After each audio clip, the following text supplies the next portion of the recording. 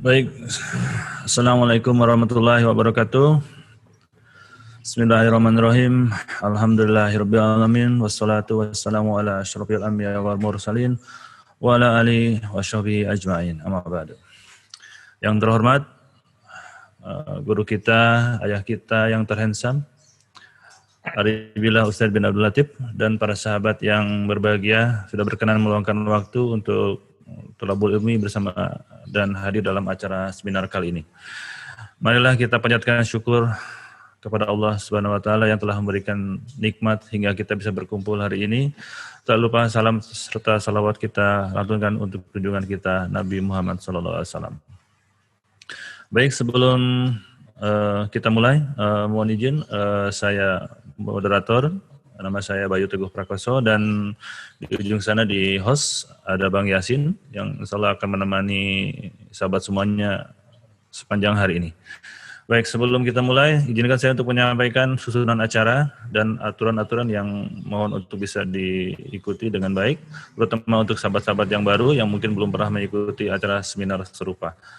Baik, untuk yang pertama, jadwal acara kita mulai nanti pukul 9 sampai dengan pukul 9.30 dengan tema Ma'rifatullah, kemudian yang kedua dunia ahli sufi bagian kedua atau ibadah, nanti kita mulai pukul 9.30, kemudian nanti ada rehat di pukul 12 siang, kemudian rehat sampai dengan pukul 1.30 PM, kemudian dilanjut lagi pukul 1.30 PM dengan kehidupan ahli sufi sampai pukul 3.15 PM, kemudian rehat kedua pukul 3.15 PM sampai 3.45 PM.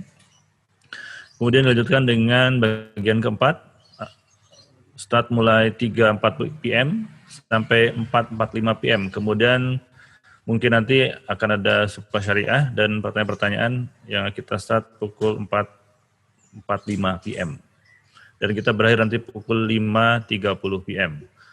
Kemudian peraturan-peraturan untuk seminar hari ini sudah standar ya, jadi penulisan nama seminar menggunakan nama asli, kemudian untuk peserta baru, ada inisial baru di belakang nama lengkapnya, kemudian untuk nama-nama peserta yang masih nama handphone, ada tadi beberapa saya lihat, mohon bisa diubah dengan nama aslinya, agar kita bisa saling mengenal, bisa saling akrab satu sama lain.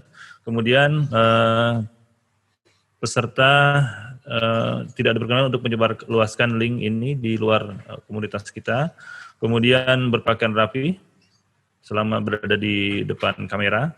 Kemudian diharapkan bergabung 15 menit. Alhamdulillah ini sudah ada sekitar 140 orang yang tergabung di dalam meeting ini. Kemudian disarankan menggunakan headset agar suara yang diterima lebih jelas dan lebih fokus dalam berkonsentrasi. Kemudian nanti moderator Bang Yasin akan melakukan mute all untuk mic, tapi untuk video bisa dinyalakan agar kita bisa melihat, tapi tergantung kepada sinyal internetnya masing-masing. Ya. Kemudian nanti pada sesi pertanyaan ada beberapa cara, salah satunya bisa mengangkat tangan, raise hand dengan menggunakan fitur yang ada di dalam Zoom, atau bisa melalui chat, nanti akan saya sampaikan kepada Ustadz di sesi pertanyaan. Baik, tanpa panjang lebar lagi, kami persilakan Ustadz untuk memulai acara seminar pagi ini. Silakan Ustadz. Baik, kita mulai dengan hadiah Fatihah untuk Rasulullah SAW. Ila harut dan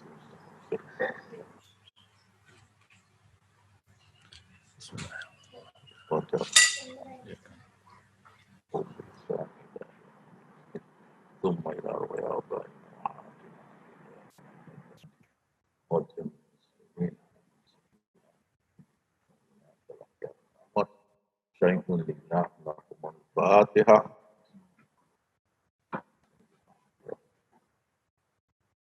Ya.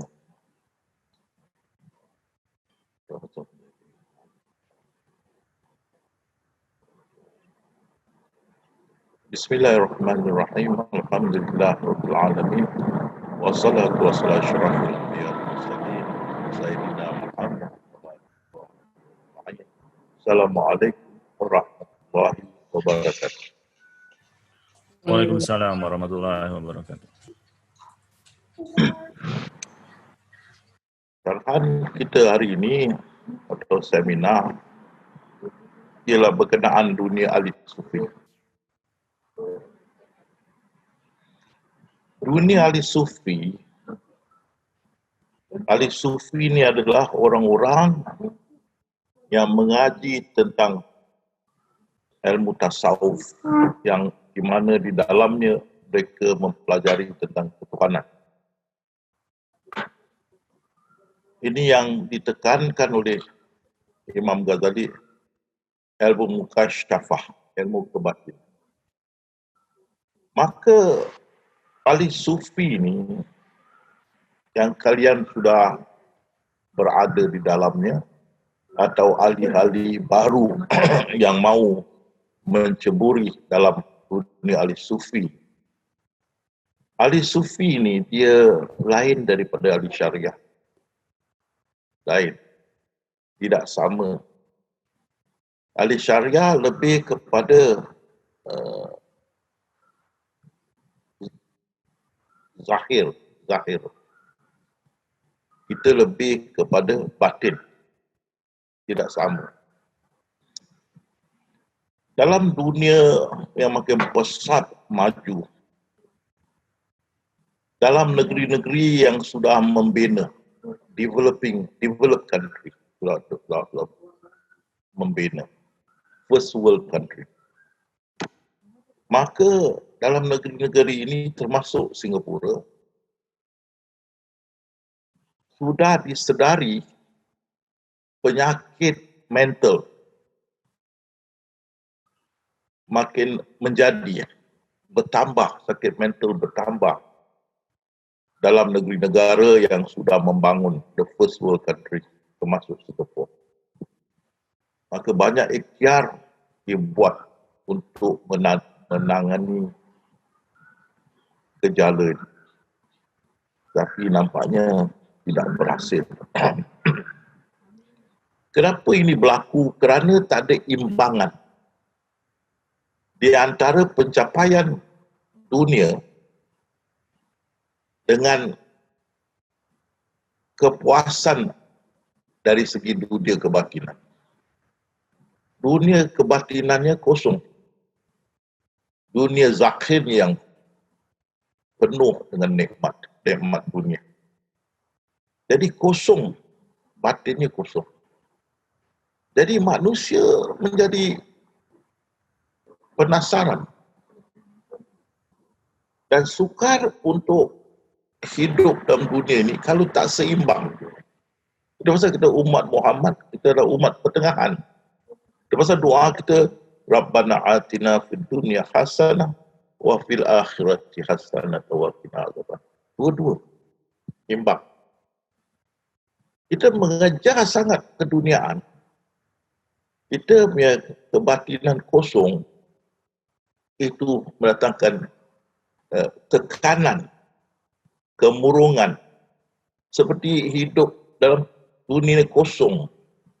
Hidup dia tak ada pengertian. Kita mencari apa makna hidup. Kenapa kita dijadikan?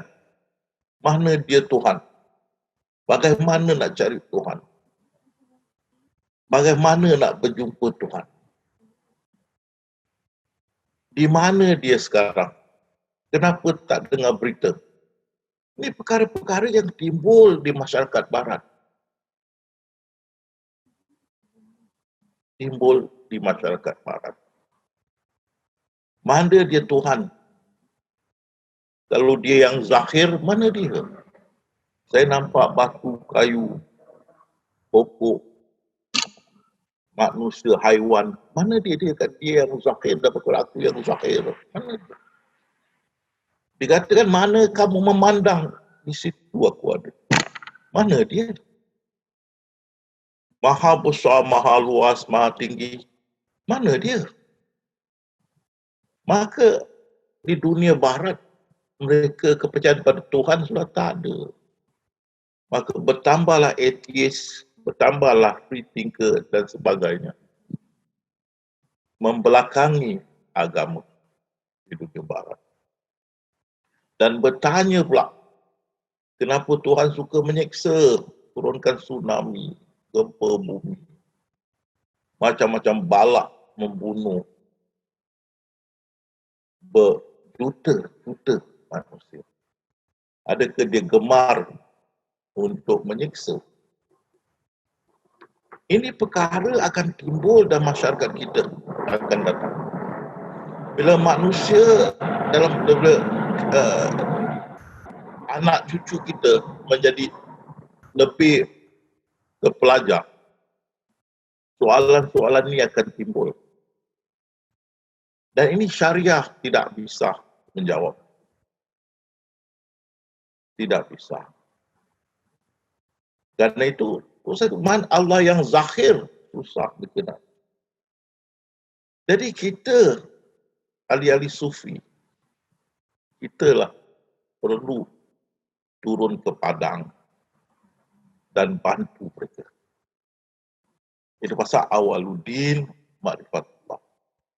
Itu pasal Rasulullah SAW bersabda kepada sahabat, kalau kau jumpa kaum Yahudi, pujuk mereka beriman kepada Allah. Bila sudah mereka beriman dan sesudah mengenalkan Allah kepada mereka, beritahu sembahyang 5 waktu itu wajib. Makna kenalkan dulu. Jadi setiap Nabi termasuk Rasulullah memakrifatkan umat mereka yang belum beriman. Ingat, yang belum beriman, makrifatkan mereka, mengenalkan Allah kepada umat mereka yang belum beriman. Karena itu Ibnu Abbas berkata, ayat yang tidak ku jadikan jin dan manusia melainkan untuk menyembahku, maksudnya tidak aku jadikan jin dan manusia melainkan untuk bermakrifat kepada. Syekh Abdul Qadir pun mentafsirkan begitu. Jadi sangat mustahak ma'rifatullah disampaikan kepada umat-umat atau pada orang ramai yang beriman atau belum beriman, sama.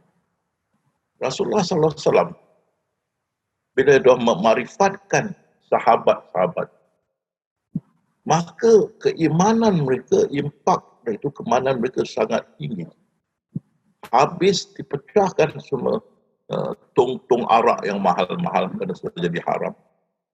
Habis ditutup perniagaan babi haram. Habis tu.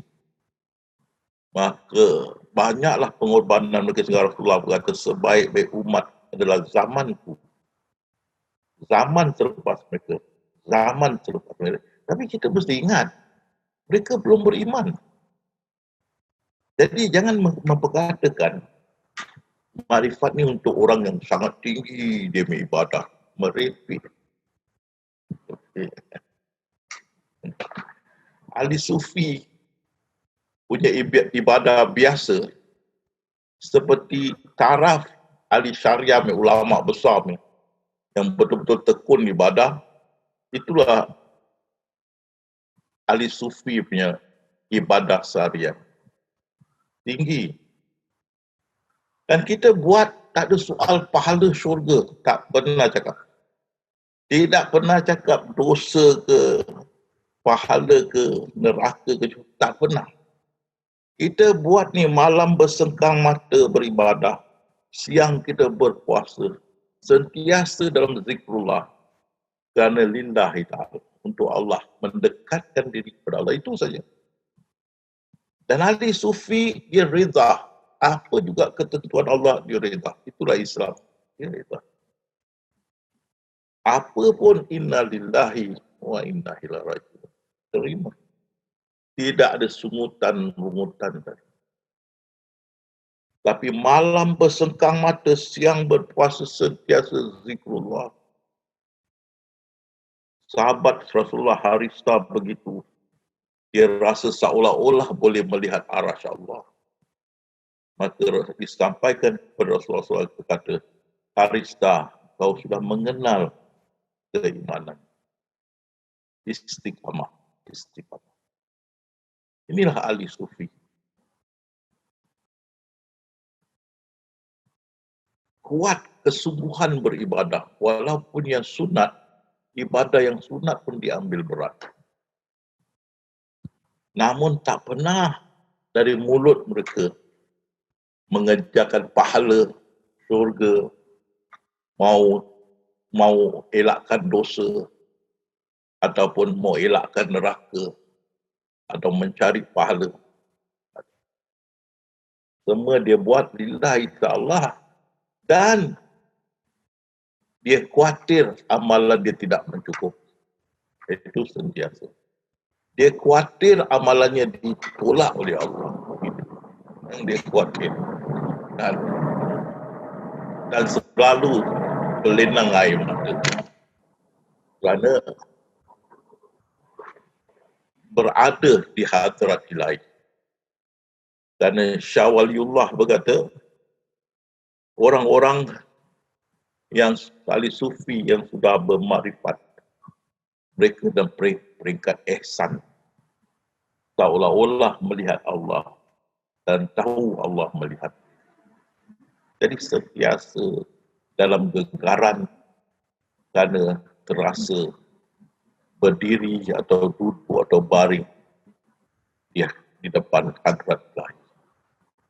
Beza. Inilah dunia yang kalian berada dalam, ataupun yang ada yang mau masuk, faham kan ni? Faham kan? Jadi dalam syarahan-syarahan yang kalian ikut, tidak akan persoalkan pahala syurga, dosa neraka. Lebih kepada mengenal dia dan meridai ketentuan. Itu pasal awaludin ma'rifatullah. Jadi kita lihat ini, jangan orang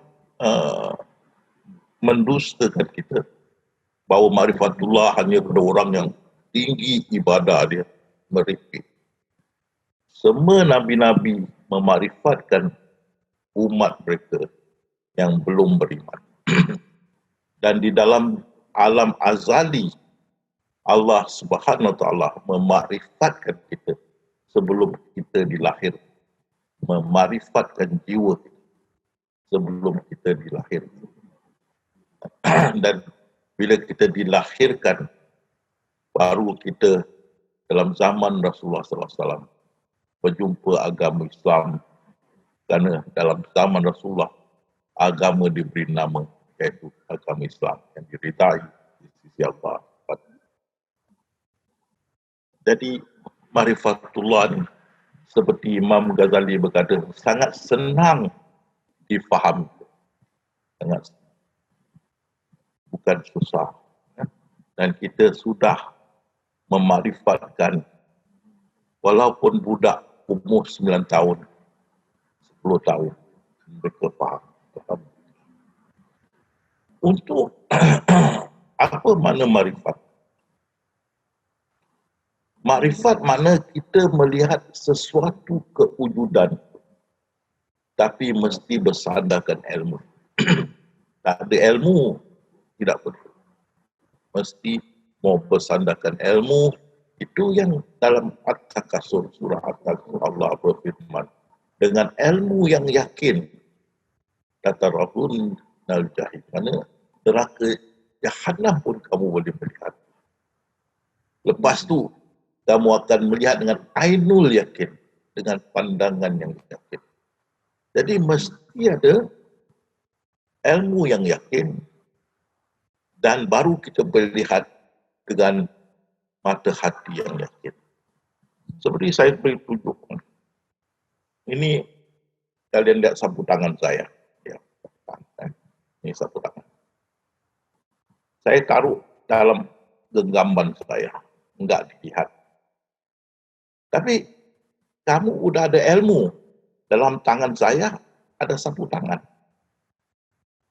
Walaupun kamu tidak lihat di dalam tangan saya, tapi ilmu yang yakin sudah ada. Kalau saya tanya, apa dalam tangan saya? Kamu akan berkata, sapu tangan Ustaz, sapu tangan. Kenapa? Pasal kamu sudah ada ilmu yang yakin. Sudah diberitahu. Tapi kalau orang yang tak ada ilmu yang yakin, saya tanya, apa dalam tangan saya? Tak tahu Ustaz. Itu beza. Untuk mencapai makrifat Allah, mesti ada ilmu yang yakin. Saya beri contoh. Kalau kita tengok seorang bayi, kalau bayi itu bukan Nabi Adam, bayi itu bukan Nabi Isa AS, bayi itu bukan Siti Hawa. Bila kita tengok itu bayi, kita tahu ada mak bapak. Kita bisa melihat mak bapak. Mana kita tahu dia ada mak bapak. Kita lihat sandal cepet. Dalam Malaysia, Singapura dipanggil selipar Jepun. Itu daripada getah. Kita lihat selipar Jepun tu kerana kita ada ilmu, kita sudah tahu. Mesti datang dari pokok getah. Kita tengok meja kayu, kita tahu mesti datang dari pokok kayu. Kita tengok baju, kita dah tahu datang daripada kapas. Jadi, walaupun kapas tu enggak ada depan mata kita, kita tengok baju, kita bisa melihat kapas dengan ilmu. Kita lihat sandal jepit atau selipar Jepun, kita bisa melihat pokok getah. Jadi kerana kita sudah ada ilmu yang yakin, kita bisa melihat sesuatu yang tidak wujud, itu dikatakan makrifat. Makrifat, kita memakrifatkan mak bapak Buddha itu. Kita melihat sandal copet atau selipar Jepun, kita makrifatkan pokok getah. Kita melihat baju, kita memakrifatkan kapas. Kerana kita ada ilmu yang yakin. Dengan itu kita lihat dengan ainul yakin. Kerana kita sudah ada ilmu yang yakin. Dan kita lihat dengan penglihatan yang yakin. Engkau yakin budak tu ada mak bapak? Yakin. Pasal dia bukan Nabi Isa, bukan Setiawa, bukan Nabi Adam. Engkau yakin yang selipar, sandal copet ni, selipar Jepun ni, daripada pokok getah. Ada pokok karet. Yakin. Pasal kita tahu dibuat daripada getah, dari pokok getah atau pokok karet. Kamu yakin baju ni daripada kapas? Yakin. Pasal kita tahu dijadikan daripada kapas. Jadi dengan ilmu yang yakin, kita boleh lihat sesuatu. Walaupun tidak ada di depan mata, ini dikatakan makrifat. Jadi apakah ilmu yang yakin di antara ciptaan dan pencipta? Itu kita mesti tahu. Untuk bermakrifatullah. Jadi bila Allah firman kun, Rasulullah bersabda pada permulaan, Allah saja yang ada. Tak ada apa pun bersama dia. Tak ada apa pun bersama. Allah yang tunggal. Allah yang tunggal. Tak ada apa pun bersama.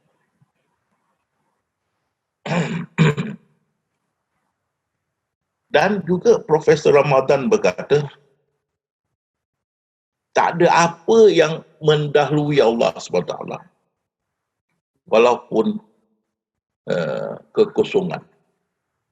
Kekosongan pun tak ada. Bila Allah permulaan ada, ini semua tak ada. Hanya dia ada. Kewujudan yang tunggal Allah saja. Kekosongan pun tak ada. Dia saja. Justru itu kita fikir. Kalau dia saja yang ada, dia firman kun pada siapa? Kalau dia saja yang ada, dia firman kun pada siapa? Di sini pintu makrifat. Yang beribu saya bawa masuk. Itu Pak. Kerana dia saja yang ada, Maka Imam Imran Husin berkata, kalau dia berfirman kepada lain daripada kewujudan yang lain, maka tauhid akan tumbang. Pada permulaan ada dua, Allah dan wujud yang berasingan. Jadi ada dua, tauhid tumbang. Jadi di sini yang perselisihan di antara ahli syariah dengan ahli sufi. Ahli syariah sampai sekarang menekankan ada dua kewujudan. Allah berfirman pada yang lagi satu kewujudan, dan dari sini kewujudan ini maka terjadilah ciptaan.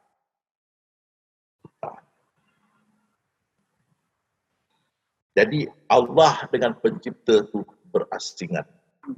Maka Imam Imran Husin berkata, kalau pencipta dan ciptaan adalah hidup berasingan, kewujudan yang berasingan, pada permulaan sudah ada ciptaan dan pencipta, tauhid tumbang.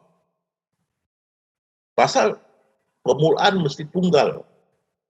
Allah sendiri berfirman, tiada kewujudan Tuhan yang lain melainkan aku. Kalau ada dua kewujudan, dua-dua boleh jadi Tuhan. Tak boleh. Jadi dari pandangan ahli sufi, ini beza. Dari pandangan ahli sufi, hanya ada satu kewujudan. Dan ini kita pegang. Satu kewujudan. Dan inilah kita punya asas kita. Satu-satunya asas kita. Satu. Justru itu dia berfirman kepada diri dia. Dia berfirman kepada diri dia. Mustahil ke dia berfirman pada diri dia? Tidak mustahil. Dalam Al-Quran ada dua firman dia. Dia berfirman kepada diri dia, menetapkan kasih sayang ke atas diri. Dua firman. Allah menetapkan kasih sayang atas diri dia. Dan Rasulullah SAW bersabda, Allah berfirman pada diri dia bahawa rahmatku mendahului kemurkaan. Sama juga kalau kita di rumah, kita mandi dalam bilik air. Dalam bahasa Kedah, bilik air. Tak ada orang di rumah pun. Kucing pun sudah lari kerana enggak bisa mau dengar suara. Kamu enggak bisa tahan. Kamu seorang yang bernyanyi dalam bilik air.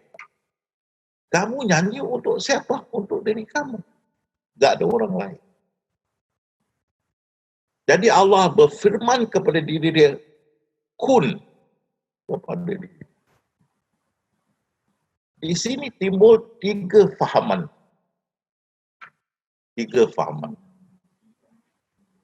Satu fahaman berkata, bila dia firman pada diri dia, keseluruhan diri dia menjadi ciptaan. Allah itu ciptaan. Ciptaan itu Allah. Allah itu ciptaan. Allah satu, ciptaan ramai. Satu dalam ramai. Ciptaan itu ramai. Ramai dalam satu. Itu ramai dalam satu dalam ramai. Ramai. Ini fahaman wahdat. Tidak berbeza ciptaan dengan Allah. Tidak berbeza. Jadi aku tu aku. A besar aku. A kecil ciptaan. Aku tu Allah yang A besar. Alfabet atau objek A tu. A besar tu aku adalah aku. Dan objek atau alfabet A kecil itu adalah ciptaan. Aku adalah aku. Dia bermain pada objek. Aku adalah kau, K kecil. Dia bermain dekat situ. Dia di besar Allah. Dia di kecil ciptaan. Dia bermain. Puisi dia kita lihat ini. Inilah wadatul wujud. Tapi wadatul wujud dalam zaman Sayyidina Ali radhiyallahu anhu tidak diterima pengasas dia Ibnu Sabah, dihalau ke Madain, dihukum dan dihalau ke Madain, dipulaukan. Sesudah itu bila pengikut dia menjadi-jadi, Sayyidina Ali memerintahkan mereka dihukum bakar sampai mati. Zaman Sayyidina Ali, Khalifah Rashidin yang keempat, kita punya Khalifah Islam yang keempat, dalam masa dia menolak fahaman Waratul. Jadi kita tak boleh dalam fatwa di Malaysia juga dikatakan sesat. Tak boleh. Maka bila ini tidak boleh diterima, maka balik kepada soal pokok. Bila dia firman kun kepada siapa? Maka takut dikatakan dia firman pada diri dia. Timbul fahaman Nur Muhammad. Sebelum dia firman pada diri dia terbagi dua. Separuh Allah, separuh Muhammad. Ataupun separuh Nur Allah, separuh Nur Muhammad. Atau separuh Ruh Allah, separuh Ruh Muhammad. Ataupun saya kumpalkan jadi satu. Separuh Allah, separuh Muhammad. Jadi sebelum Allah firman kun, diri dia terbagi dua. Separuh Muhammad, separuh Allah. Jadi yang separuh Allah tu berfirman kepada separuh Muhammad. Kun. Daripada Muhammad itu terjadi semua ciptaan. Itu satu fahaman.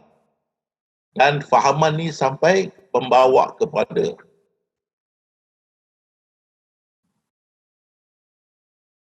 Allah itu tidak berbeza dengan Ahmad. Rasulullah nama dia yang di langit dikenal sebagai Ahmad, boleh turun jadi Muhammad kerana bahasa Arab ada dia punya grammar. Jadi Allah tu tidak berbeza dengan Ahmad, kalau dia buang M itu menjadi Ahad. Jadi Rasulullah dengan Allah tidak berbeza. Jadi Profesor Hamka, Buya Hamka berkata, mereka sudah menaik tarafkan Rasulullah seperti mereka-mereka dahulu menaik tarafkan Nabi Isa sehingga mereka menjadi Tuhan. Tahu ni. Maka difatwakan di Malaysia, pandangan ini pun sesat. Jadi balik pada pandangan, bila dia firman kun, dia firman kepada siapa? Kita setuju dia firman pada diri dia, kerana tak ada lain yang wujud. Jadi dia firman pada diri dia, ada ke semua diri dia menjadi ciptaan, itu wadatul wujud. Atau separuh diri dia menjadi Muhammad dan menjadi ciptaan. Itu Nur Muhammad. Itu pun tertolak. Tidak. Bila firman kun, sedikit diri dia menjadi ciptaan. Mengikut Nabi Isa alaihissalam, 7 lapis langit dan bumi kepada Allah tidak sebesar, tidak lebih besar dari sebiji sawi kepada Allah. Itu berapa besarnya ciptaan itu. Mengikut Nabi Isa alaihissalam, semua ciptaan dirangkumkan menjadi satu. Tidak besar sebiji pasir. Tidak lebih besar dari sebiji pasir kepada Allah. Jadi Rasulullah cakap lebih kecil dari sebiji sawi. Nabi Isa berkata lebih kecil dari sebiji pasir. Dan mengikut sains, teori ledakan besar, Big Bang teori, lebih kecil daripada atom yang menjadi ciptaan. Tapi dalam Al-Quran, kita lihat Allah berkata, bukan kecil, halus. Maha halus. Ini yang halus ni lah yang menjadi ciptaan. Bukan semua, bukan separuh. Halus. Halus lagi meliputi. Kita tahu Allah Maha Besar. Mana boleh halus. Tapi bagian yang halus ni yang menjadi semua ciptaan. Ini yang Rasulullah SAW bersabda. Di belakang hari, kau akan lihat ni seperti bulan mengambang di waktu malam. Tapi Allah lebih besar daripada ini. Ya. Jadi sebahagian kecil daripada dia yang dikata halus. Pertama-tama bila dia firman kun, maka rupa yang halus ni berwajah. Kerana rupa ini terzahir, bukan terzahir, berwajah. Kerana ini yang dikatakan dalam suratul An-Nur, lubang yang tidak tembus. Seperti kita lihat satu bubble dalam air. Bubble tu macam berbola dalam air. Bubble. Lubang yang tidak tembus, kenapa? Kerana dalam air. Itulah firman kun, ni lubang di dalam, terjadi dalam diri dia, lubang yang kecil. Ini yang dikata wajah. Wajah Tuhanmu. Wajah. Belakang wajah ini bercahaya. Itu yang menjadi zat. Lubang ini bercahaya, menjadi zat, itulah ciptaan pertama. Zat. Itu yang Rasulullah bersabda, engkaulah zat yang mendahulukan dan zat yang mengakhirkan. Inilah yang dalam Al-Quran Allah berfirman, semuanya binasa yang tinggal zat. Ini dia. Ini yang dikatakan oleh Profesor Ramadan. Semua yang kita lihat ini datang daripada zat Azza wa Jalla. Inilah ciptaan pertama yang terjadi, iaitu zat. Zat. Jadi bila dia firman kun, maka diri dia berwajah. Wajah itu bercahaya menjadi zat. Cahaya itu terzahir, cahaya itu menjadi zat. Maka dari zat inilah terjadi semua ciptaan. Itu yang Profesor Ramadan berkata, semua ini datang daripada zat Azza wa Jalla, hakikat zat Azza wa Jalla.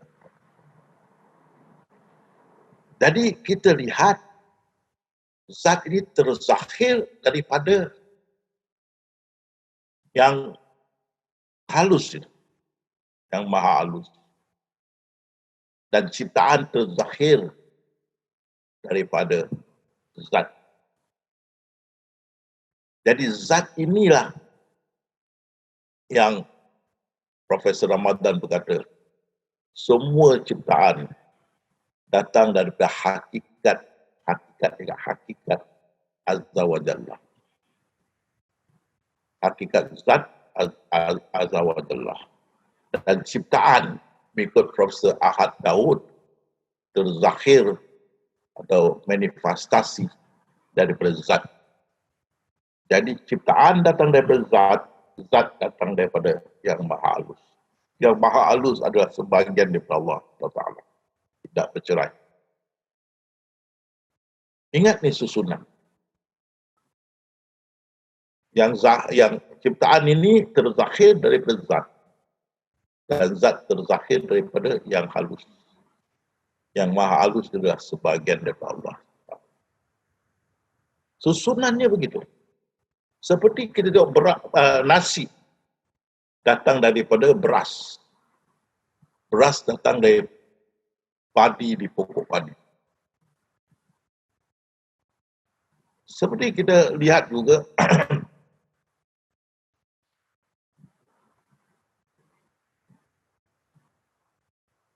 selain dari nasi, kita boleh lihat, kita tengok meja.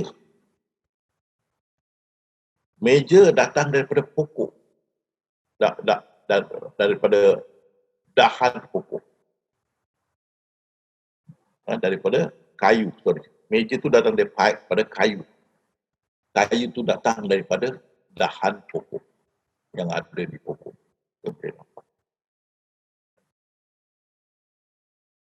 Maka ini susulan ini ilmu yang yakin. Jadi ciptaan tu terzahir daripada zat. Zat tu terzahir daripada yang halus. Yang halus itu adalah sebahagian daripada Allah Subhanahu wa taala. Jadi ciptaan itu adalah sifat. Zat itu adalah hakikat. Dan kita makrifatkan yang maha halus. Sifat hakikat. Jadi itu yang Rasulullah berkata, kaulah zat yang mendahulukan. Zat yang mengakhirkan. Jadi ciptaan yang pertama terzahir ialah zat. Kerana dia ciptaan yang pertama yang terzahir dan yang lain terzahir daripada dia zat. Maka dialah wajibul wujud kepada yang lain. Makna daripada zat ini terzahirlah ciptaan-ciptaan yang lain. Tanpa zat ini, lain ciptaan tidak akan ada. Seperti adanya air, baru datang air batu. Jadi air batu itu adalah wajibul wujud kepada air batu yang mungkinul wujud. Sama juga zat adalah wajibul wujud kepada ciptaan yang lain yang dipanggil mungkinul wujud. Zat. Jadi ingat, zat wajibul wujud kepada semua ciptaan yang lain. Kerana semua ciptaan yang lain datang daripada zat. Rasulullah berkata, kaulah zat mendahulukan dan zat yang mengakhirkan. Fahamkan ini. Bila kita sudah fahamkan ini,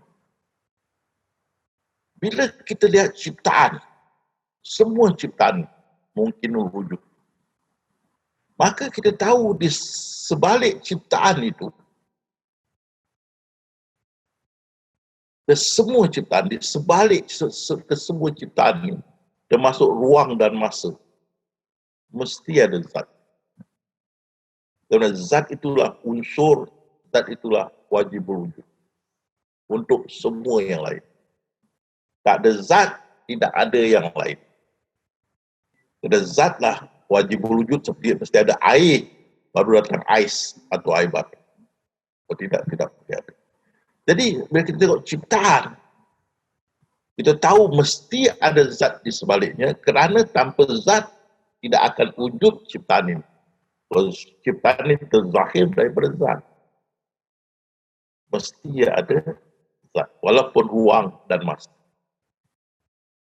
Dan bila kita tahu zat ini mesti ada di sebalik semua ciptaan, kerana ciptaan ini terzahir daripada zat, kita pun sudah ada ilmu yakin ni zat ini terzahir daripada yang maha halus.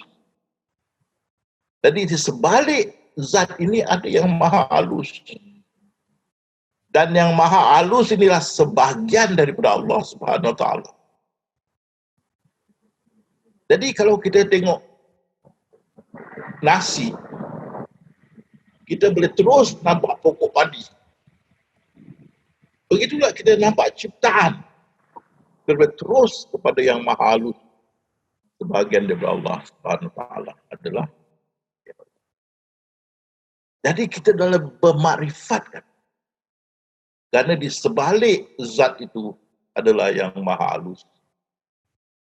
Jadi di mana pun kita memandang, di sebalik itu ada dia. Kerana kita sudah ada ilmu yang yakin, maka kita boleh lihat dengan yakin.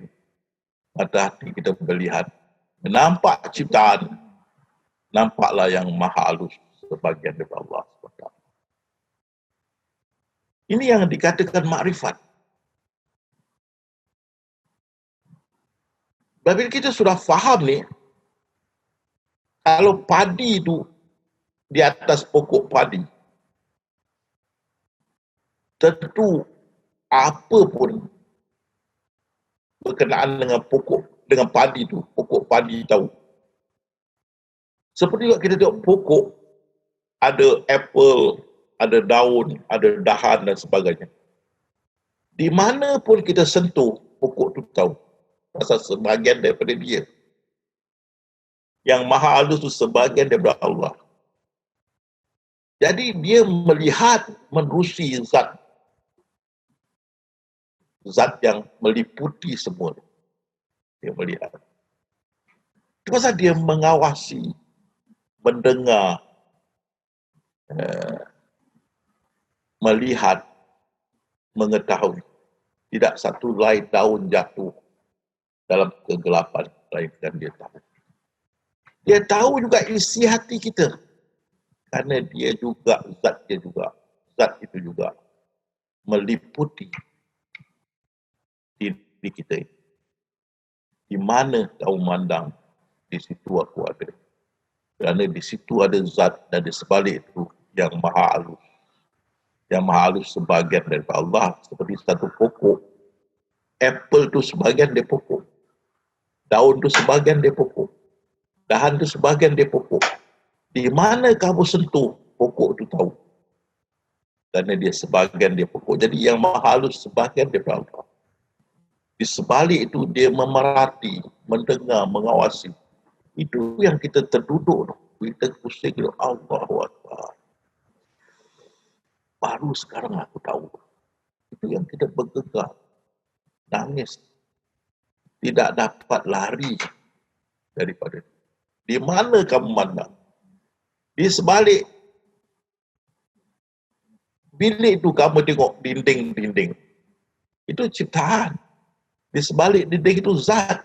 Di sebalik itu yang maha halus sebagian daripada Allah. Seperti pokok, kamu sentuh apple, dia tahu apple. Kamu sentuh dahan dia tahu. Kamu sentuh daunnya, dia tahu. Begitu Allah. Yang maha halus sebagian daripada. Dan dia melihat, mengawasi, mendengar dan sebagainya. Pasal dia kata, aku halus, meliputi semua. Tapi itu Allah maha besar. Betul. Apa yang halus tu? Itu yang halus tu, yang sedikit diri dia tu yang maha halus tu terzakhir menjadi zat. Dan dengan itu zat tu meliputi semua kerana dia unsur yang wajib kepada semua ciptaan. Jadi bila kita tengok semua ciptaan tu, mesti ada zat yang meliputi. Dia aku yang halus lagi meliputi. Jadi tidak boleh lari kita daripada Allah SWT. Di mana pun kita memandang, mesti ada zat di sebaliknya. Kerana zat itu wajibul wujud kepada wujud yang lain.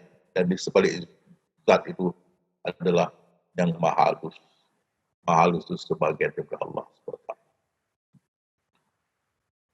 Dengan ini,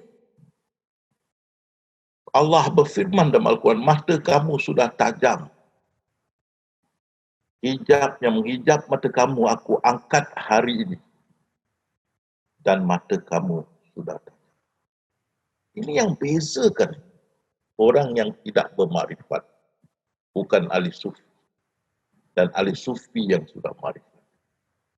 Mata mereka seperti Abdul Qadir Jalani berkata, bila masuk ke pasar, dia tak nampak barang-barang pasar. Dia nampak kewujudan yang maha halus. Yang sebagian daripada Allah. Di mana pun kita lihat, di situ aku ada. Semuanya binasa bila kita nafikan semua. Yang tinggal zat, kita isbatkan zat. Jadi pandangan ahli sufi, dia nafi isbat. Dia nafikan sifat, dia isbatkan zat. Dan kalau dia nafikan zat, dia isbatkan yang maha halus. Dan yang maha halus, Allah melihat manusia maha halus sebagian daripada diri dia. Seperti saya kata, pokok. Di mana pun kamu sentuh daun, dahan, buah-buahan dia, bunga dia, dia tahu. Begitu Allah. Jadi fahamkan wajibul wujud, mungkinul wujud, zat, wajah, penzahiran. Jadi kita tengok Allah berfirman, akulah yang zahir. Karena itu zat terzahir daripada yang maha halus. Itu pasal dia kata aku yang terzahir. Aku yang zahir. Di sebalik zat itu yang maha halus. Aku juga yang batin, tak bercerai. Bila yang maha halus terzahir menjadi zat, tidak bercerai yang maha halus dengan zat itu. Seperti bila air terzahir menjadi ais, tidak berpisah ais dengan air. Ais itu yang zahir, air di dalamnya adalah yang batin. Begitu juga zat yang zahir, batinnya yang halus. Dan bila kita tahu ciptaan itu yang zahir, batinnya zat. Jadi Allah berfirman, akulah yang zahir, akulah yang batin. Jadi bila kita tengok yang zahir ini, walaupun batu, kayu dan sebagainya, kita tahu inilah penzahiran zat.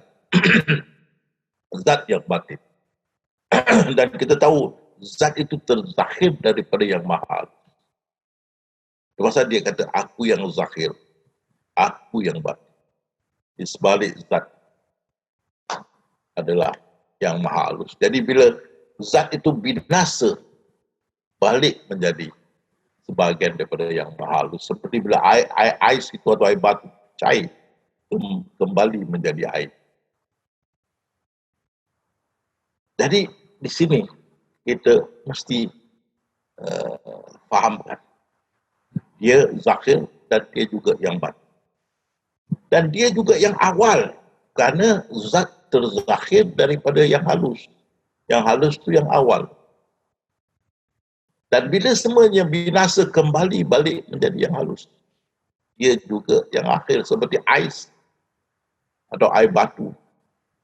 Terzahir daripada air. Air itu awal. Bila ais atau air batu itu cair, kembali menjadi air. Dia yang akhir. Awal, akhir, akhir. Melihat, mengawasi, mengetahui, dan mendengar. Bukan saja itu, kita sudah ketahui semua ciptaan ini dirangkumkan menjadi satu. Rasulullah cakap tak sebesar sebiji sawi. Nabi cakap tidak sebesar sebiji pasir. Sains berkata tidak besar daripada atom. Berarti Allah berfirman yang halus, maha halus, meliputi. Kalau semua ciptaan ini adalah satu yang halus pada Allah, tentu dia maha besar. Tentu dia maha luas. Tentu dia maha tinggi. Semua diciptakan, rangkumkan jadi satu. Dan datang daripada yang halus. Maha halus. Semua ni. Tentu dia maha besar. Itu yang Nabi Isa berkata, aku nak ceritakan Allah yang maha besar. Aku gerun. Dan dia berkata, tidak ada apa yang boleh menangkup kebesaran Allah. Jadi, bila kita faham ini, kalau cucu-cucu kata, nenek, matahari besar saya boleh lihat. Lautan luas saya boleh lihat. Langit tinggi saya boleh lihat. Kenapa Allah maha besar, maha tinggi, maha luas saya tidak dapat lihat. Saya kata, kau cantum ke semua jadi satu. Termasuk diri kau tidak sebesar sebiji pasir ataupun halus ataupun tidak besar sebiji sawi kepada Allah SWT. Begitu. Dan bagaimana kau dapat melihat dia? Pasal melihat dia kau mesti tak ada. Semua akan kembali. Contoh, air batu yang terapung di lautan. Nak melihat ke seluruh lautan, air batu tu mesti cair. Kalau tak cair, maka keseluruhan lautan tu tidak terjadi. Pasal dia sebahagian di lautan. Kalau dia cair, balik menjadi lautan, apa yang dia nak tengok, dia dah tak wujud. Jadi kita ni semua, termasuk semua yang wujud ni, tidak sebesar sebiji sawi atau sebiji pasir atau atom atau yang halus. Kepada Allah SWT. Tentu dia maha besar, maha tinggi, maha kuasa. Faham kan? Dia zahir batin, awal akhir. Dia maha melihat, mengawasi, mendengar, mengetahui. Tidak selain daun jatuh dan kegelapan dia tahu. Kenapa dia tahu? Kat daun itu pun zat dia. Ruang itu pun zat dia. Di sebalik itu mencipta. Dahan-dahan, pokok-pokok itu semua zat dia di sebalik.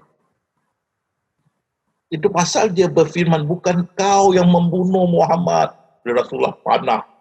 Masa perang Uhud, banyak kaum Quraisy mati. Maka menjerit kaum Quraisy, apa ini Nabi membunuh umat dia?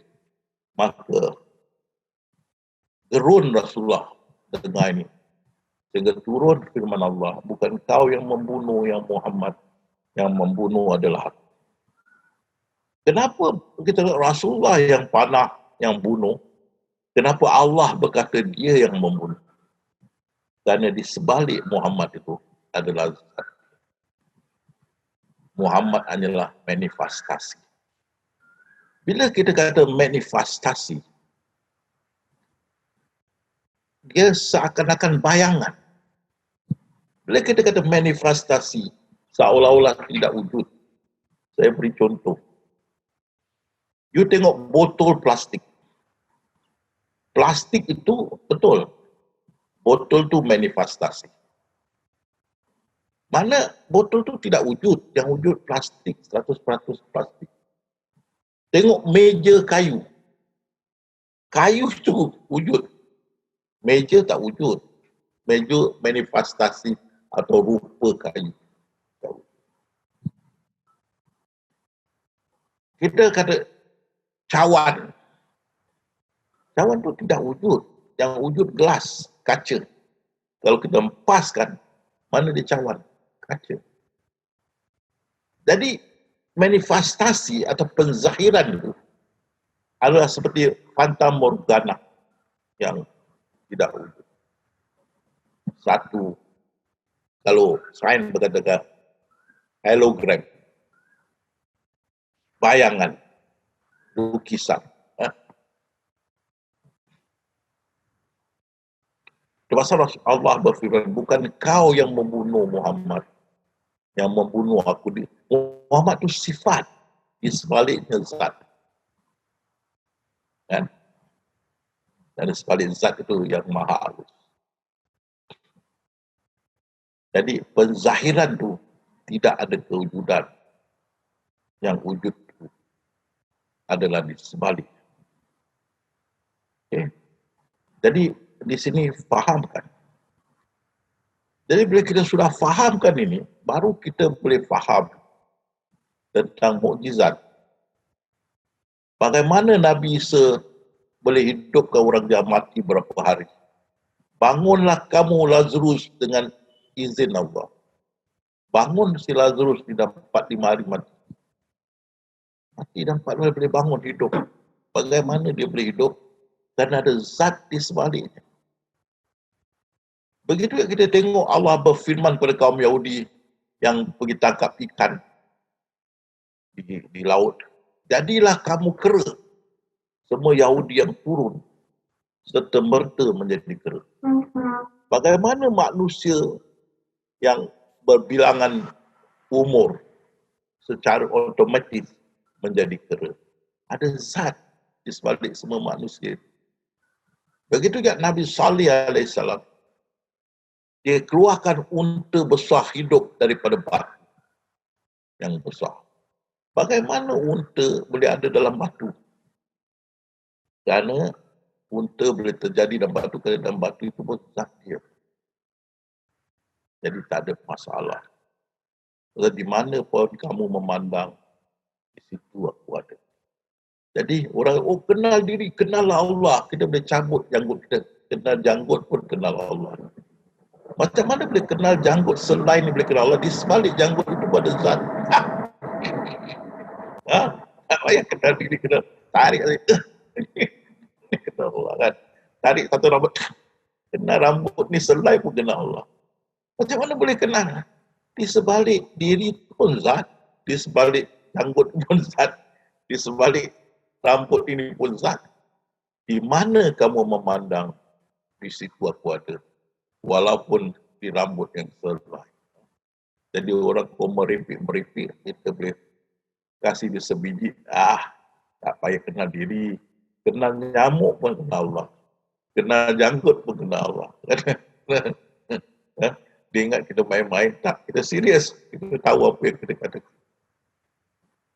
Jadi ini fahaman orang sufi yang tidak ada dalam fahaman ahli syariah.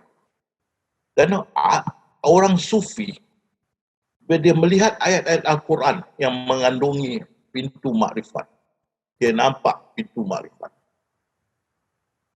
Seperti aku yang zahir, ahli syariah bingung. Kan? Di mana kamu mandang, di situ aku bingung dia. Dan macam-macam ayat, tapi ahli makrifat nampak dalam Al-Quran pintu makrifat. Dia nampak. Mata dia sudah tajam. Mereka mentakwil, ahli syariah mentafsir. Baik. Ketahui. Ini permulaan kita awaluddin ma'rifatullah. Ini yang Said Sabiq berkata dalam kitab dia 3 serangkai kalau saya tidak silap. Dia berkata inilah asas foundation untuk kita menubuhkan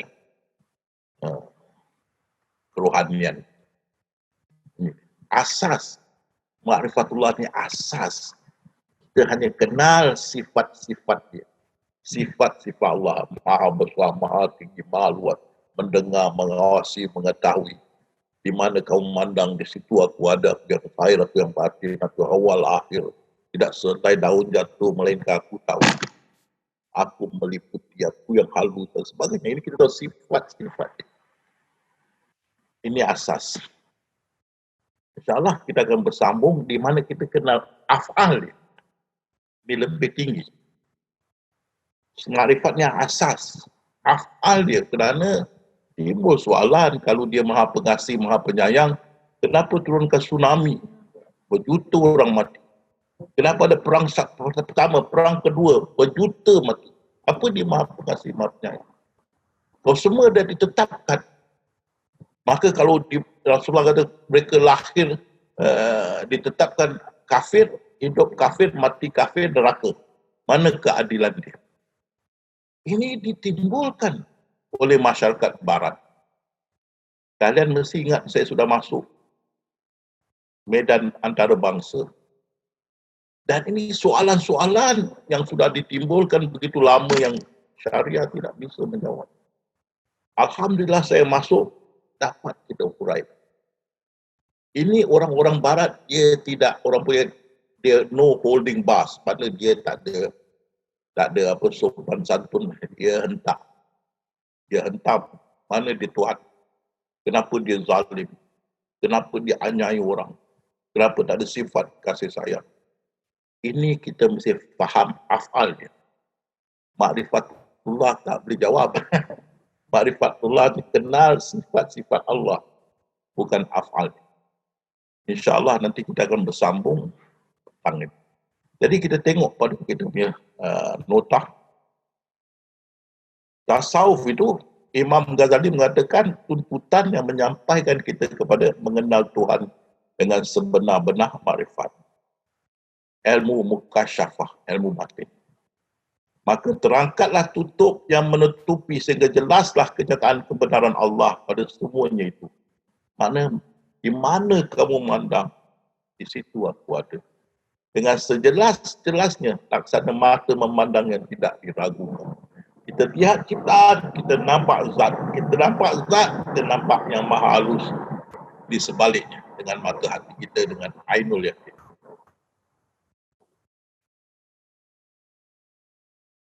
Mustahaknya makrifat, wajib bagi mengenali dahulu siapa yang itu, Imam katakan wajib kita kenal siapa kita sembah. Wajib. Kalau tidak, siapa kau sembah? Atau kau kerja dengan majikan mana ni? Kau kenal tak majikan kau ni? Ni banyak majikan sini kan. Yang apa, Vishnu ada, Krishna ada, Jesus Christ ada kan. Macam-macam ada. Mana satu kau Tuhan kau tak kenal? Kan? Jadi kau wajib kamu mengenal. Jadi kita kenal ke Tuhan kita. Itu pasal awaluddin ma'rifatullah. Kan? Kalau tidak, kita tidak sempurna ibadah. Kita ini Syekh Abdul Qadir berkata, kita tidak akan beribadah sempurna tanpa makrifat. Ya. Ibnu Abbas berkata, tidak dijadikan jin dan manusia melainkan untuk menyembahku. Maknanya, tidak dijadikan jin dan manusia melainkan untuk mengenal. Ya. Dan kita tengok, Syekh Abdul Qadir Jilani berkata, maka jelaslah tujuan mencipta manusia sebagai makrifat kepada Allah SWT. Pasal itu ditekankan awal agama, awaluddin, ma'rifatullah. Maka jumhur ulama, salaf dan salaf berkata, awaluddin, ma'rifat, awal agama mengenal Allah SWT. Dan di sini kita makrifat kepada Allah Ta'ala itu adalah merupakan asas atau fundament. Ini saya sabik. Oh, bukan 3 serangkai akidah Islam. Itu dia akidah Islam saya sabik.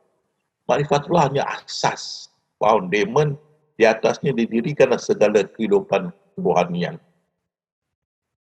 Dan Imam Ghazali berkata, ilmu yang terbagus, yang termulia adalah ma'rifatullah. Ma'rifat pada Allah, ma'rifatullah adalah ma'rifat yang pertama itu. Paling dahulu kepada fahaman, maksudnya yang paling mudah pada akal fikiran. Bukan susah. Budak 9 tahun pun boleh faham, kita sudah ajar. 10 tahun pun boleh ajar. Bukan sesuatu yang sukar. Sehingga yang belum beriman, Nabi-Nabi mereka makrifatkan umat-umat mereka yang belum beriman. Kan? Semua Nabi-Nabi pergi pada umat yang belum beriman. Nabi sekata mereka hanya nak menyampaikan satu risalah, iaitu mengenalkan Tuhan yang satu dan menyembah kepada Tuhan yang satu. Memakrifatkan, mengenalkan Tuhan yang satu. Syekh Abdul Qadir berkata, dan Ibnu Abbas berkata, ayat tidak aku jadikan dan maksudnya untuk menyembah kepada untuk memakrifat kepada. Lalu jelaslah ketika itu sehingga berhasillah makrifatnya. Jadi kita sudah ada ilmu yang yakin, kita boleh faham. Tengok Imam Ghazali, ketahuilah maujud yang paling terang, subhanallah, ialah Allah SWT. Tengok maujud, mana wujud yang paling jelas, ya Allah SWT. Kalau dia jelas, kenapa tak nampak? Itu yang Imam Ghazali, ini menghendaki makrifatullah. Tak ada makrifat Allah tidak jelas, kita makin butuh. Untuk jelas kita mesti ada ilmu dan ainul yakin. Itu di surah At-Takasur, dengan pengetahuan yang yakin, kan? Dengan penglihatan yang yakin. Dua, pengetahuan yang yakin dengan penglihatan yang yakin. Neraka Jahannam kamu boleh melihat. Jadi kita tengok, mengenal zatnya diketahui dengan akal fikiran, dengan ilmu. Melihat zatnya dengan mata hati. Jadi bila kita tengok ciptaan, kita tahu, kita lihat dengan ainul yakin, dengan mata hati kita lihat zat di sebalik. Jadi kita di sebalik tembok ini ada apa? Zat di sebalik tembok ini. Walaupun kita nampak tembok, tapi dengan mata hati kita bersandarkan ilmu yang yakin, kita tahu zat di sebalik. Itulah ilmu yang yakin. Kita tengok beras datang daripada nasi, datang daripada beras, dan beras datang dari padi yang berada di pokok padi. Begitu selipah ataupun sandal capek datang daripada getah, getah dari susu di pokok getah, atau daripada karet datang dari susu datang di pokok karet. Itu ilmu yakin. Dengan ilmu yakin datang ainul yakin. Bila kita beras, kita nampak pokok padi dengan padinya.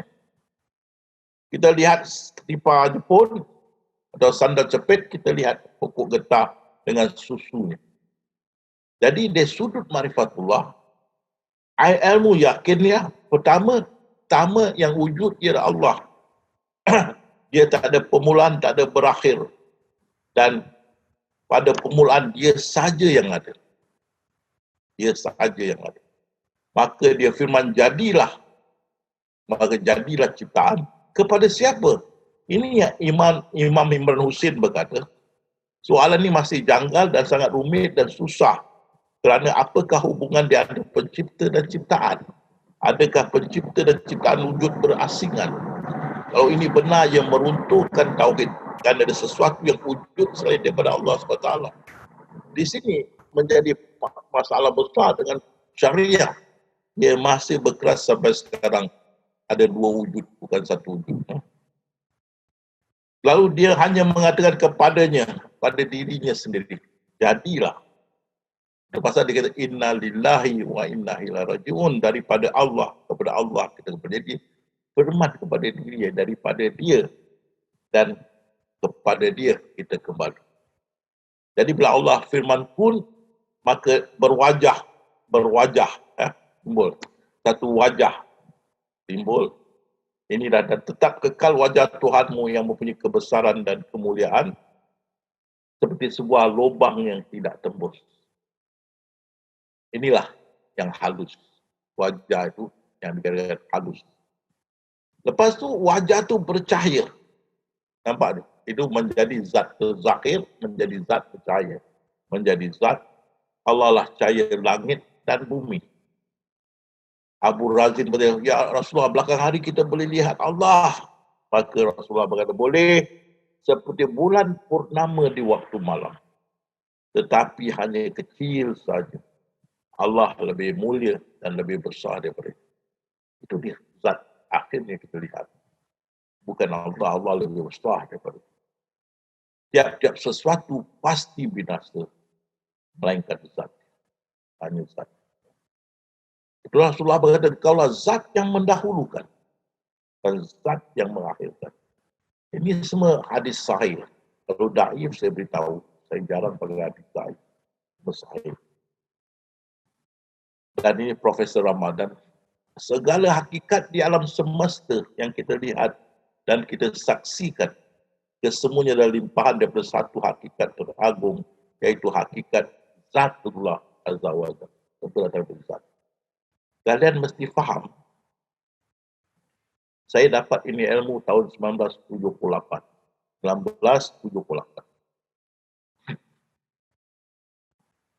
Laduni. Saya sendirian, hanya beribadah dekat kepada Allah. Tidak diketahui. Sehingga 1990, saya pergi Hajj. Wallahi wa billahi wa tallahi. Jiwa saya dijemput berjumpa Rasulullah SAW dan diberi mandat untuk mengajar. 1990, ini ilmu tersusun. Dulu tidak tersusun, saya tidak boleh mengajar. Ini balik tersusun, saya bisa mengajar. Cuma saya nak sampaikan di sini, ini adalah lebih dari 30 tahun kajian. Inilah dari kajian saya, rujukan-rujukan yang saya simpan. Mulai dari buku-buku tulis rujukan. Bahkan pada floppy disk, diskette, thumb drive, hard disk. Inilah 30 tahun hasil penyelidikan dan pengajian. Kalian boleh ambil, saya tidak lokit. Ambil pengajian saya. Dan tambahkan lagi. Saya kasih rujukan hadis yang sahih, firman-firman Allah, dan kitab-kitab yang bukan saja yang terbaik, yang saya fikir sesuai. Ambil. Tidak lokit, rujukan semua. Tidak cakap begitu, nggak ada dalil-dalil. Ya, ambil. Jadikan perpustakaan kalian setidak logik. Semua ada. Ya. Nah, itu saya kata ini adalah rujukan-rujukan ini semua dari hasil kajian. Saya sudah ambil PhD di UM. Separuh jalan saya punya supervisor sudah masuk politik. Bila dia masuk politik, dia diberhentikan oleh universiti. Maka saya punya PhD separuh jalan masih tergantung. Ya. Tak apalah, Allah sudah tahu ya. Jadi tengok, Profesor Ramadan berkata, telah pun sabit dengan bukti yang yakin. Bukti yang yakin. Ini dalam undang-undang keterangan Islam. Satu peringkat pembuktian yang tinggi. Bukti yang yakin. Yang tidak mengandungi keraguan sedikit pun. Kewujudan yang semua ini. Yang mungkin. Semua ini yang mungkin. Berbagai mungkin wujud. Terzahir daripada zat yang wajibul wujud. Wujud yang wajib. Kesimpulannya, Imam Ghazali berkata, tiada wujudnya selain dari sesuatu yang berdiri sendiri selain dengan zatnya. Pasal itulah, zat itu wajib wujud, zat itu yang unsur ke semua ciptaan yang mungkin. Diriwayat oleh Ibnu Abbas bahawa Rasulullah SAW bersabda, langit yang 7 dan bumi kepada Allah adalah sebesar sebiji sawi. Semua dia sebiji sawi kepada Allah. Nabi Isa kata, tidak sebesar sebutir pasir. Seperti setitik air masin daripada lautan. Tapi kok Big Bang itu lebih kecil daripada atom. Dan Allah berkata, maha halus. Dan dari sini, bila terzahir menjadi zat, maka zat terzahir menjadi lauh mahfuz. Apa juga berkenaan ciptaan mesti ada tertulis dalam lauh mahfuz. Nampak tu? Kecil ya.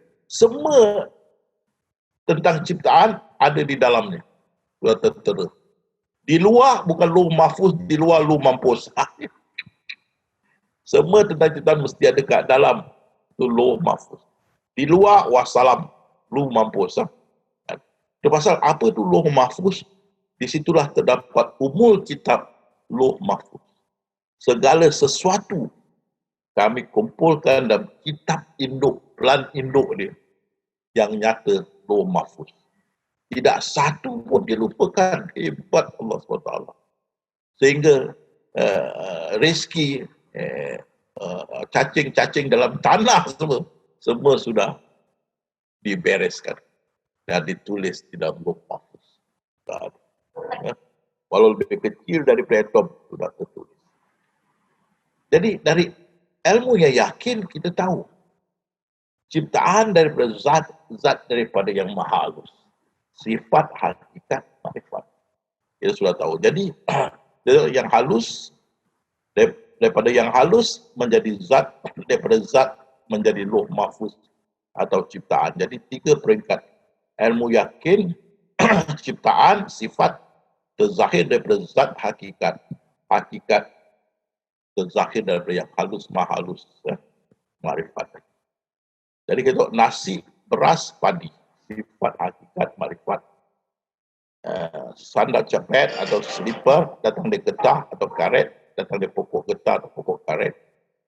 Jadi bila ainul yakin, kita melihat ciptaan, terus kita boleh melihat. Begitu juga kita melihat nasi dengan ainul yakin, kita ada ilmu yakin, boleh melihat padi dengan pokok padi. Begitu juga kita nampak selipah, kita boleh makrifatkan pokok getah dan susu. Dan bila kita sudah boleh begitu, lama-kelamaan kita tak payah lagi tengok pada ciptaan. Terus saja di mana kamu memandang, di situ aku ada. Itulah hakul yakin. Tidak perlu lagi nak lihat pada sifat Tak perlu lagi nak lihat pada hakikat. Kita dah nafikan semua. Semuanya binasa yang tinggal yang maha halus. Ya? Dengan hakul yakin pandangan kita hanya nampak yang maha halus. Tentu kalau kita tengok pokok padi dengan padi di atas pokok padi, bila kita tengok pokok padi, kita juga melihat pokok padinya. Kita tengok apple atau daun apple, kita lihat pokoknya sekali. Ada pokoknya sekali. Jadi kalau kita tahu, kita kembali pada yang maha halus, kita tahu maha halus sebagian daripada Allah SWT. Jadi inilah peringkat ihsan. Kita seolah-olah melihat Allah dan kita tahu Allah melihat kita. Seolah-olah bila kita tengok ciptaan, kita tahu di sebalik zat, dan bila kita tahu di sebalik zat, kita di sebalik yang maha halus sebagian daripada Allah SWT. Seperti juga kita tahu yang di sebalik ciptaan itu zat melihat, dan di sebalik zat itu Allah melihat manusia yang maha halus. Seperti saya kata, pokok apple, kamu pegang apple-nya dia tahu, kamu pegang daunnya dia tahu, kamu pegang batangnya dia tahu, dia semua sebahagian dari pokok apple. Begitulah yang halus itu sebahagian daripada Allah. Jadi di sebalik ciptaan, zat melihat, di sebalik zat yang maha halus, Allah melihat. Itu dia. Jadi kita tahu dia melihat kita. Dan kita melihat ahli sufi mengikut Syah Waliullah. Dia menulis, seseorang yang sudah mencapai ma'rifatullah dapat beribadah di makam ihsan. Jadi bila kita sudah ada ini ilmu, kita boleh mengenal sifat-sifatnya. Ilmu mengenai cara menggosok cermin, inilah ilmu ma'rifat. Dari kotoran-kotoran tadi yang menjadi dinding hijab daripada Allah Ta'ala, dan kita mengenal sifat-sifat. Ya. Zahir batin. Dia yang zahir dan yang batin. Saya tengok ciptaan itu terzahir daripada zat. Maka zatlah yang zahir dan zat tersembunyi pada ciptaan itu menjadi yang batin. Seperti tengok air batu. Air batu atau ais terjadi daripada air. Maka yang zahir air batu itu terzahir daripada air, dan air itu tersembunyi dalam air batu atau dalam ais menjadi batin. Zahir dan batin. Sifat hakikat dan makrifat. Mengikut Profesor Abu Daud, setiap penzahiran daripada zat ataupun manifestasinya menjadi sifat-sifat, iaitu ciptaan. Dan dari segala hakikat, kita tahu hakikat itu zat, di alam semesta yang kita lihat ni, kita saksikan semuanya ada limpahan daripada satu hakikat agung, iaitu zat. Bila kita tahu hakikatnya adalah zat, kita boleh memakrifat. Kita boleh dapat memarifatkan. Jadi kita tahu sifat kain, benang hakikat, kapas makrifat. Ciptaan, zat hakikat, makrifat yang halus sebagian daripada Allah. Jadi dia yang maha besar, maha luas, maha tinggi, kerana semua ini halus. Suatu yang halus bagi Allah. Semua di dalam yang halus itu. Yang halus itu menjadi zat, dan zat itu menjadi ciptaan. Seperti Lauh Mahfuz. Tentu tengok besar Allah itu tinggi dan luas. Dan kalau ciptaan terzahir daripada zat, dan zat terzahir daripada yang halus itu, tentu dia meliputi. Seperti kita tahu pokok apple, dia meliputi. Kamu pegang daun pun dia tahu, pegang apple pun tahu, pucuk pun dia tahu, akar dia pun dia tahu, pasal meliputi. Begitu juga bila kita tengok yang halus tu meliputi zat dan meliputi ciptaan. Jadi dia boleh lihat, boleh mendengar, mengawasi dan mengetahui. Jadi zat itu ibarat macam two-way mirror. Cermin dua hala. Dia boleh cermin sehala. Dia boleh lihat daripada dalam keluar. Jadi bila dia yang halus, zat dia meliputi semua, Maka di sebalik ciptaan itu adalah zat, dan zat diikuti yang halus. Maka menerusi yang halus itu dia melihat apa juga perbuatan ciptaan yang halus, dia mengetahui pasal dia meliputi.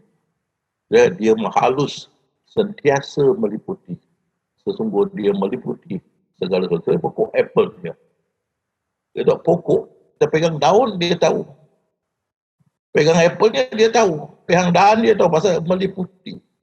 Seperti tengok ini. Ya. Ais zahir, batin air, lautan. Ais itu pun daripada air. Dalam ais itu ada air. Dan air itu adalah sebahagian dari lautan. Jadi lautan itu tahu apa berlaku pada ais. Dan itu semua adalah air daripada lautan. Seperti kita orang yang boleh bertukar dia punya apa tu sarung muka. Orang Cina suka pakai ni macam sarung muka. Tapi di sebalik sarung muka tu adalah orang ini. Macam mana sarung muka bertukar, tetap orang ini yang melihat. Kalau ini sifat, ini zat, ini dia makrifat. Mana yang maha halus sentiasa melihat di sebalik topik-topik itu. Ya. Pasal tak selai daun jatuh, melainkan dia tahu betul di sebalik itu daun adalah zat. Dan zat itu daripada yang halus. Dia ada selai daun jatuh tanpa dia mengetahui. Sesungguhnya dia tahu isi hati kita.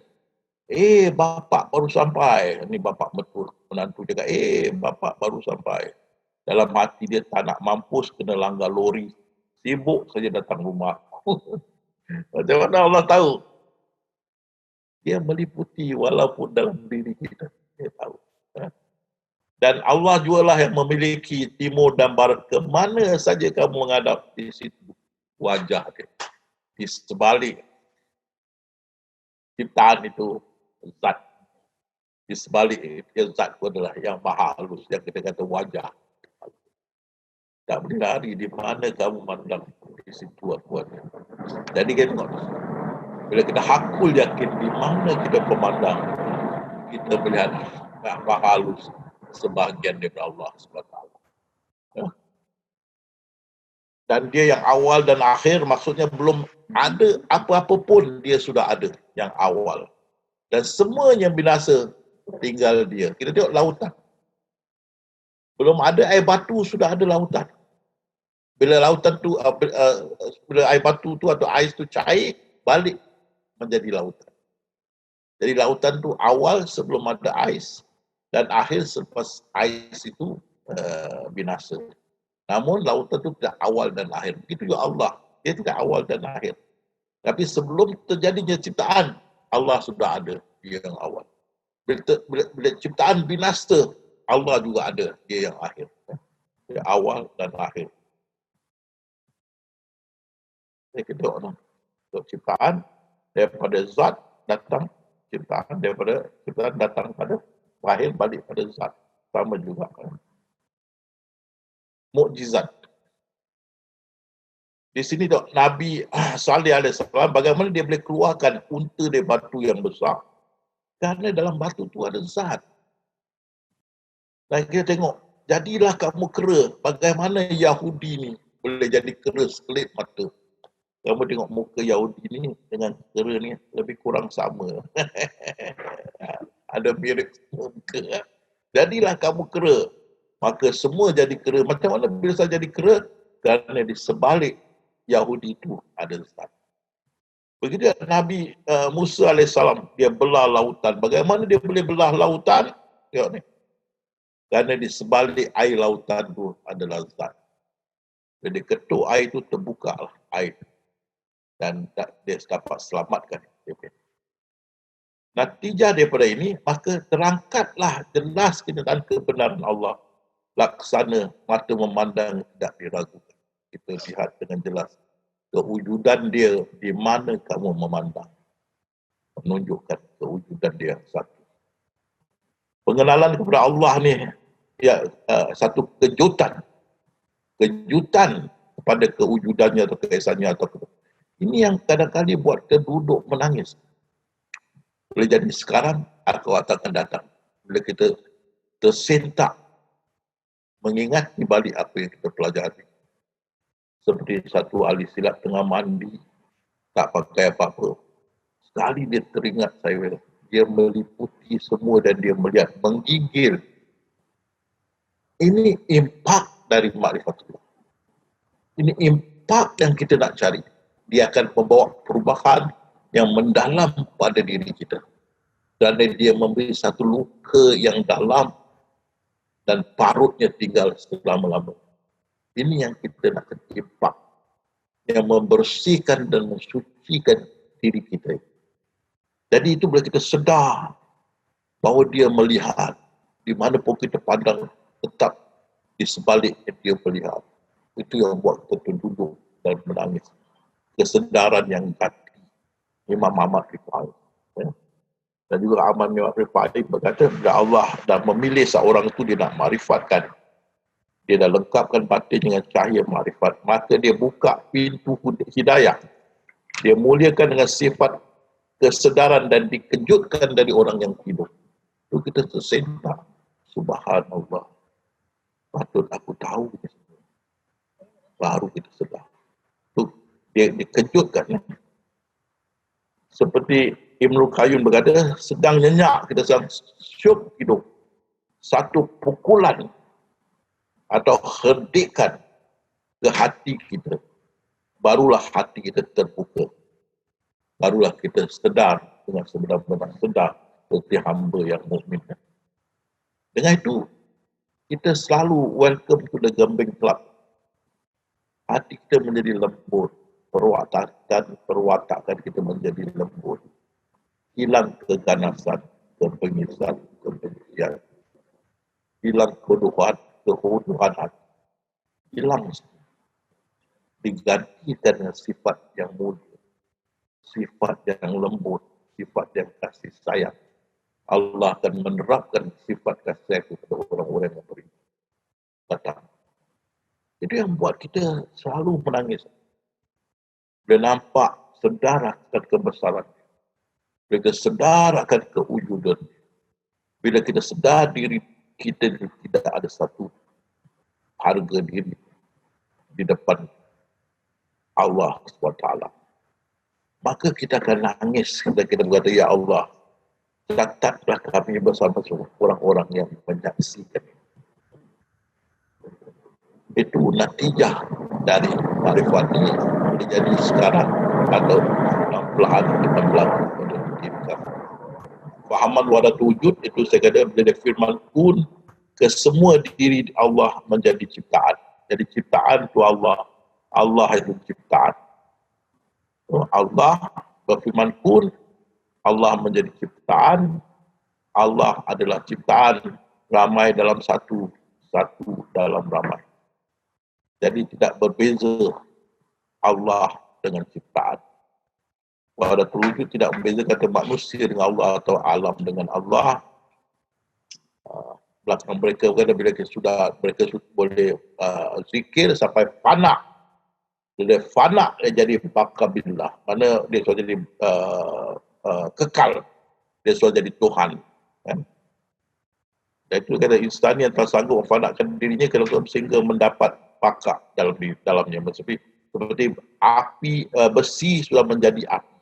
Tidak berbeza api dan besi. Jadi bila sudah jadi Tuhan, tak payah salat, tak payah puasa, tak payah buat haji, semua tak payah. Terangkat syariah daripada mereka. Itu tidak benar. Itu tidak betul. Rasulullah pun tidak ajar itu. Syariah tidak berfungsi. Itu dia punya puisi macam aku adalah aku, kau adalah kau. Dia mau jaga. Kan? Itu pasal Sayyidina Ali menghalau Ibnu Hazm ke Madain, Ibnu Sabah ke Madain. Bila Ibnu Sabah tak ada, dia pikut menjadi-jadi. Engkau adalah dia itu, Ali adalah Allah. Maka marahlah Ali lalu jatuhkan hukuman bunuh ke atas mereka dengan dibakar sampai mati. Kan? Kerana apa?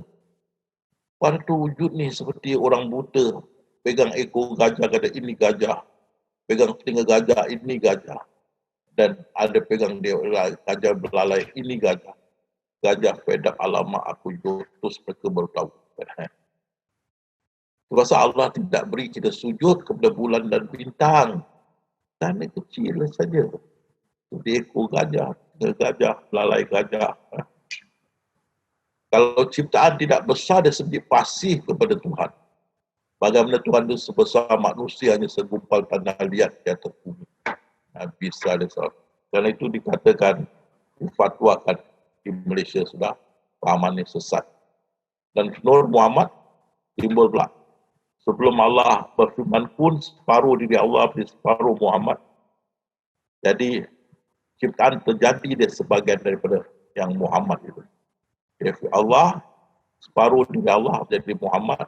Dan separuh Allah berfirman kepada separuh Muhammad pun. Dan daripada separuh Muhammad tu terjadi semua ciptaan. Maka Dr. Yusuf Qadawi berkata, dah beri fatwa. Ini kita punya ulama yang masyhur, fatwa tidak ada dalil, tidak sabit, tidak betul, tak boleh dipegang sebagai akidah. Dan dia kata Allah tu adalah seperti Ahmad dibuang M jadi Ahad, dari Rasulullah tu dengan Allah tidak berbeza. Maka difatwakan ini sesat. Okay.